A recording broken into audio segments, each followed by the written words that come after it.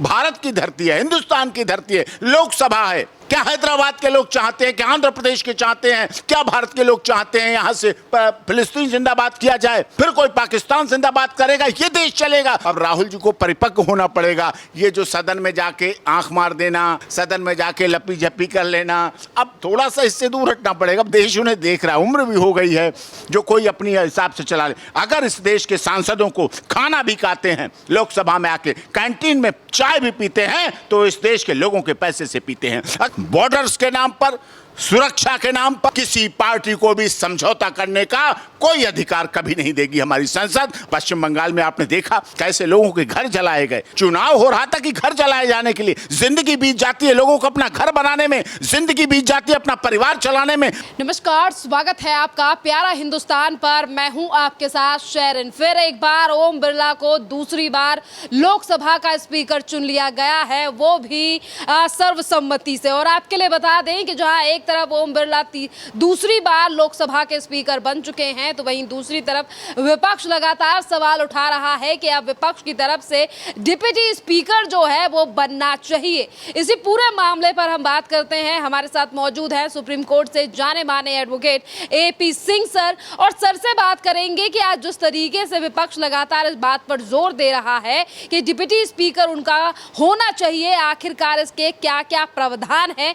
और जो मांग विपक्ष की तरफ से की जा रही है वो कितनी ज्यादा जायज है। जिस तरीके से लोकसभा के 18वें सत्र में लगातार हंगामा विपक्षी सांसद जो है वो करते हुए नजर आ रहे हैं। सर, लोकसभा स्पीकर ओम बिरला दूसरी बार चुनकर आ चुके हैं। विपक्ष ने कहा है कि हमने समर्थन तो दे दिया, पर हमारी मांग है कि डिप्टी स्पीकर हमारा होना चाहिए। और आज ओम बिरला जो कि अब अध्यक्ष बन चुके हैं, उन्होंने भी आम आदमी पार्टी के सांसद और कई सांसदों को ये जवाब दिया कि जाइए पहले पढ़ के आइए कि डिप्टी स्पीकर का चुनाव कब होता है, उसके बाद अब अपनी मांग रखिए। नहीं, ये बात तो इस बार तीसरी बार जो मोदी जी की सरकार बनी है, इसमें विपक्ष 2 बार से ज़्यादा मजबूत है। पिछले दोनों बार तो विपक्ष था ही नहीं, नेता ही विपक्ष नहीं थे। इस बार विपक्ष के नेता भी हैं और विपक्ष सीट भी ज़्यादा है और मजबूत भी होना भी चाहिए। मोदी जी भी चाहते हैं, देश भी चाहता है, पंडित जवाहरलाल नेहरू भी चाहते थे, लोकतंत्र भी चाहता है, संविधान भी चाहता है, भारत की जनता भी चाहती, गुवाहाटी से चौपाटी, कन्याकुमारी से कश्मीर तक के देश के मतदाता भी चाहते, महिला पुरुष, गरीब, दलित, शोषित, पीड़ित, मजदूर, मजलूम सब चाहते। विपक्ष मजबूत होना चाहिए, लेकिन विपक्ष मुद्दों के आधार पर मजबूत हो। विपक्ष केवल विपक्ष के लिए ना हो, विपक्ष मुद्दे पर आधारित राजनीति करे। पक्ष और प्रतिपक्ष जिसे कहते हैं ना, RSS के प्रमुख संचालक मोहन भागवत जी ने क्या कहा कि पक्ष और प्रतिपक्ष, विपक्ष नहीं, पक्ष और प्रतिपक्ष, ये बहुत बड़ी बात है। यानी कि प्रतिपक्ष अपनी बात कहने के लिए तो अपनी बात कहें, विरोध करें, मुद्दों पर आधारित विरोध करें, और मैं चाहता हूं करें, आंतरिक बातों में भी करें, लेकिन राष्ट्रीय सुरक्षा, राष्ट्र के मुद्दे, राष्ट्र के बाद की बात, देशभक्ति की भावना, देशवाद से जुड़ी हुई बातें हैं, उन पर विपक्ष को, प्रतिपक्ष को सत्ता पक्ष के साथ मिल जाना चाहिए, एक हो जाना चाहिए। जैसे अभी उस शपथ ग्रहण वाले दिन ओवैसी जी, MIM के अध्यक्ष, उन्होंने क्या कहा, फिलिस्तीन जिंदाबाद। ये उचित नहीं था। भारत की धरती है, हिंदुस्तान की धरती है, लोकसभा है। क्या हैदराबाद के लोग चाहते हैं, क्या आंध्र प्रदेश के चाहते हैं, क्या भारत के लोग चाहते हैं यहां से फिलिस्तीन जिंदाबाद किया जाए? कोई सऊदी अरब जिंदाबाद करेगा, फिर कोई पाकिस्तान जिंदाबाद करेगा, ये देश चलेगा? ऐसे देश चलेगा? भारत की लोकसभा में है, आप फिलिस्तीन में हो जाएं, फिलिस्तीन में जाकर रहें, बसें, वहां चुनाव लड़ें, लेकिन वहां जाकर फिलिस्तीन जिंदाबाद करें।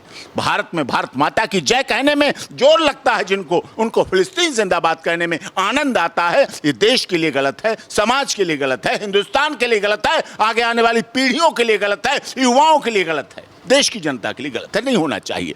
इसी तरह से विपक्ष को एकता बनानी चाहिए।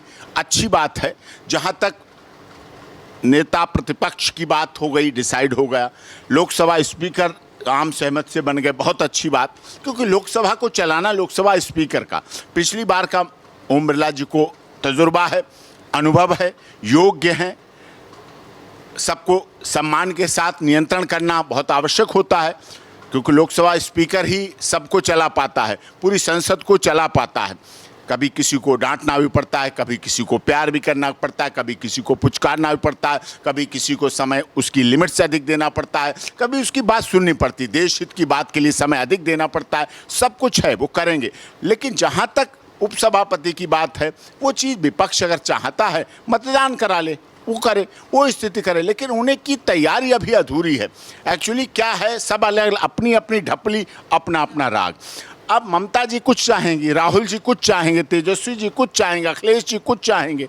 इस तरह महाराष्ट्र की पार्टी, उनकी जो अलायंस हैं, जो उनके गठबंधन के साथी हैं, वो कुछ चाहेंगे। इंडिया गठबंधन में भी बहुत लोग हो गए हैं और बहुत हैं, तो इसलिए कई बार राहुल जी को अपरिपक्व कह देते हैं। अब राहुल जी को अपरिपक्वता अपनी छोड़नी पड़ेगी, अब राहुल जी को परिपक्व होना पड़ेगा। ये जो सदन में जाके आंख मार देना, सदन में जाके लपी झपी कर लेना, अब थोड़ा सा इससे दूर हटना पड़ेगा। अब देश उन्हें देख रहा है, उम्र भी हो गई है और समय भी हो गया है। अब पूरा देश पैदल भी चल चुके हैं, दाढ़ी भी बड़ी हो चुकी है। अब उन्हें अपने में मैच्योरिटी लानी पड़ेगी। मैच्योरिटी लाएंगे तो निश्चित तौर पर सरकार चाहती है गंभीर मुद्दों पर चर्चा हो, हल्ला ना हो, और जनता सबसे अधिक चाहती है कि विपक्ष का मतलब ये नहीं संसद का बाइकाट, क्योंकि एक संसद की, एक सत्र के चलने की, एक दिन के चलने की, 1 घंटे सदन के चलने की करोड़ों रुपए कीमत होती है, और उस करोड़ों रुपए कीमत का भुगतान इस देश की जनता करती है। वो भुगतान करने वाले जो इनकम टैक्स देते हैं इस देश के लोग, उनमें गरीब, दलित, शोषित, पीड़ित, मजदूर, मजलूम लोग भी हैं।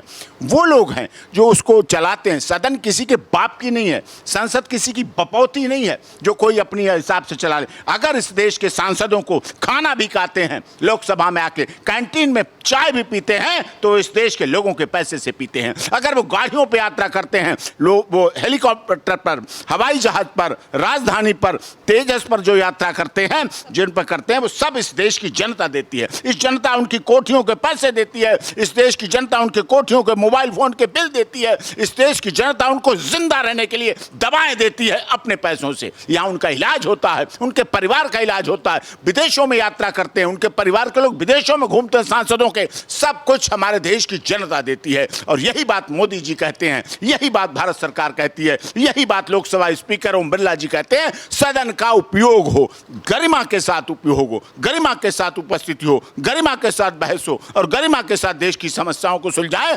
विकसित भारत बनाने के लिए एक हो, विकसित भारत बनाने के लिए आगे बढ़े, अपना विशाल भारत हो, दुनिया में सोने की चिड़िया जगत गुरु बनाने का सपना हमारा जल्दी पूरा हो, हम आगे बढ़ें।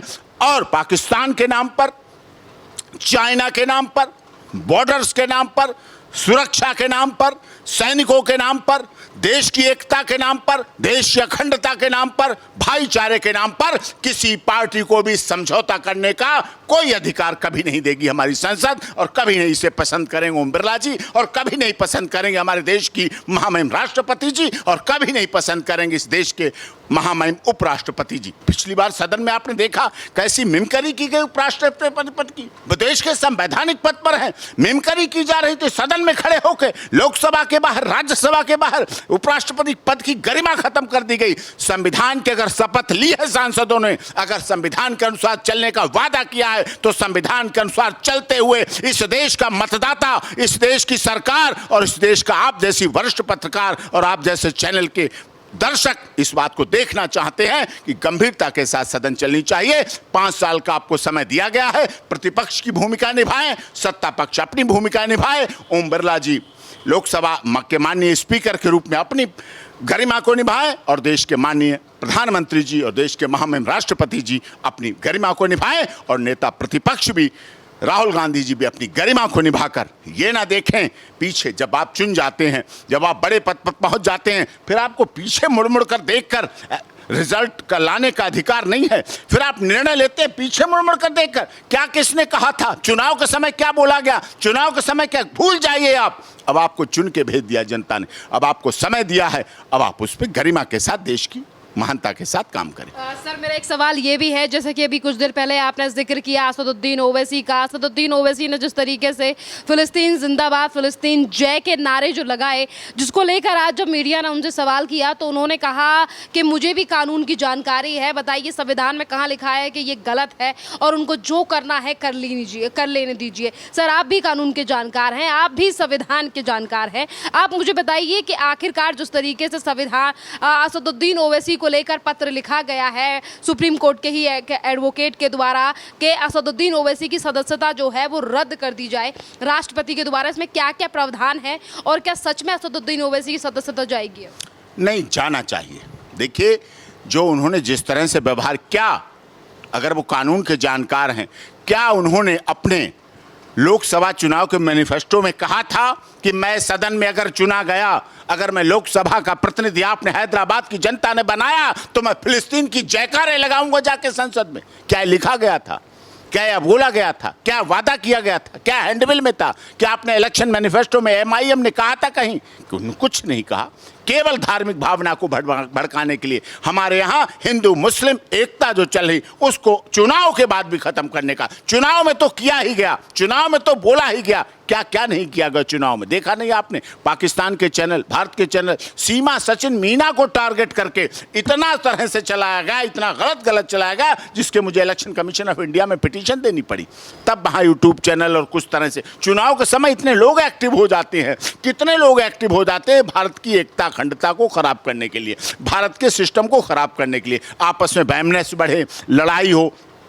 पश्चिम बंगाल में आपने देखा कैसे लोगों के घर जलाए गए। चुनाव हो रहा था कि घर जलाए जाने के लिए। जिंदगी बीत जाती है लोगों को अपना घर बनाने में, जिंदगी बीत जाती है अपना परिवार चलाने में, जिंदगी बीत जाती है अपने परिवार को बड़ा करने में, बच्चों को पढ़ाने लिखाने, बूढ़े माँ बाप को दवा और कपड़े दिलाने में, लेकिन उनके घर जला दिए गए चुनाव में। इसलिए चुनाव होता है। पश्चिम बंगाल में क्यों ऐसा होता है? क्यों इतनी आर्म्ड फोर्सेज लगाई जाती हैं? उसके बाद में निष्पक्ष चुनाव नहीं हो पाते हैं। ये होना चाहिए और इस पर गंभीरता से विचार करना चाहिए। भारत सरकार को भी करना चाहिए। जो इस तरह के लोग गलत नारे सदन में लगाएं, उनकी सदस्यता को उन्हें जेल भी भेजना चाहिए। बहुत बहुत धन्यवाद सर।